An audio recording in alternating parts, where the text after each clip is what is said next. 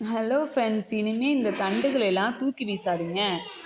இதிலே வச்சு சூப்பரான அருமையான ஒரு டிஷ் செய்யலாம் அப்படின்னா நீங்கள் நம்புவீங்களா? வாங்க வீடியோக்குள்ளே போயிடலாம். அதுக்கு நீங்கள் சட்டியை காய வச்சுட்டு இதில் கூடவே கொஞ்சம் கடலைப்பருப்பை நல்லா வறுத்து எடுத்துக்கிறங்க. கடலைப்பருப்பை வறுத்து எடுத்ததுக்கப்புறம் அது வந்து கொஞ்சம் ப்ரௌனிஷாக ஆனால் போதும். வறுத்ததுக்கப்புறம் அது கூடவே வந்துட்டு கொத்தமல்லியை ஆட் பண்ணி நல்லா வந்து வறுத்து எடுத்து வச்சுக்கோங்க. இது வந்து என்னென்னா, இது கொத்தமல்லியோடைய தண்டு தான். இந்த தண்டை அதிலேயே போட்டு நல்லா வந்து ஃப்ரை பண்ணிக்கோங்க. இது வந்து லாஸ்ட்டாலாம் ஃப்ரை பண்ணாதீங்க, முதல்லையே நல்லா போட்டுருங்க. ஏன்னா இதனுடைய பச்சை ஸ்மெல்லாம் போயிடும். அப்புறம் காரத்துக்கு ஏற்ப பட்டை மிளகா அது கூட ஆட் பண்ணிவிட்டு நல்லா வந்து ஃப்ரை பண்ணுங்கள். இது வந்து நீங்கள் வந்து இது வந்து நம்ம துவையல் மாதிரி அரைச்சி எடுத்து வச்சுக்கிட்டோம் அப்படின்னா இட்லி, தோசை. 2வது என்னென்னு கேட்டிங்க அப்படின்னா, நம்ம லெமன் ரைஸ் பண்ணுவோம் இல்லையா? லெமன் ரைஸு, அப்புறம் வந்து நீங்கள் வந்து புளியோதரை பண்ணுவீங்களா? இதுக்கெலாம் வந்து இதை வந்து யூஸ் பண்ணிக்கலாங்க.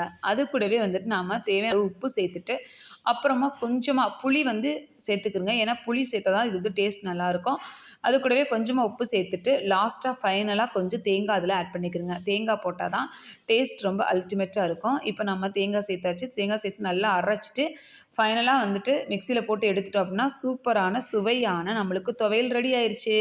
இந்த வீடியோ உங்களுக்கு ரொம்பவே வந்து யூஸ்ஃபுல்லாக இருக்கும் அப்படின்னு நான் நம்புகிறேன். என் வீடியோ பிடிச்சிருந்தது அப்படின்னா லைக் பண்ணுங்கள், ஷேர் பண்ணுங்கள், கமெண்ட் பண்ணுங்கள், மறக்காமல் சப்ஸ்கிரைப் பண்ணிடுங்க.